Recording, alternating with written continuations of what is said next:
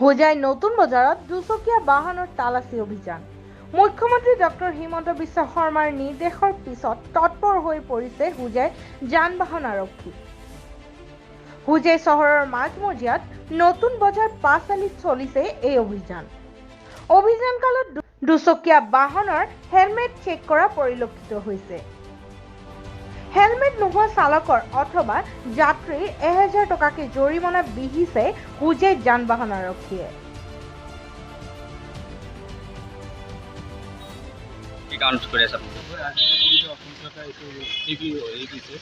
দুইজন উঠিলেও হেলমেট লাগিব, বিনা হেলমেট কেতিয়াও যাব নোৱাৰে আৰু দুজনতকৈ মানুহ বহি যাব নোৱাৰিব আৰু মদ পানী খাই পেলাই গাড়ী মটৰচাইকেল চলাব নোৱাৰিব। সেইটো মানে একদম চৰকাৰে আমাক সেইকাৰণে আজি বিনা হেলমেটত যিকেইটা হেলমেট লগা নাই সেইকেইটা ফাইন কাটি আছে। কিমান টকা জৰিমনা কৰি আছে? বিনা হেলমেটৰ 1000 টকা ফাইন কাটি আছে। আৰু ইয়াৰ লগত 4 চকাৰো কিবা ব্যৱস্থা আছে নেকি? 4 চকাটো ব্যৱস্থা হ'ব, ব্যৱস্থা আছে। 4 চকাও যদি মদ পানী খাই পেলাই যদি মদ্যপান কৰি গাড়ী চলাই সেইটো ফাইন গাড়ী চৰকাৰ আহি যাব। এখন চেকিং আপোনালোকে ক'ত কৰি আছে বৰ্তমান? এতিয়া নতুন বজাৰ পাঁচালিত কৰি আছে অসম চৰকাৰৰ নেতৃত্বত।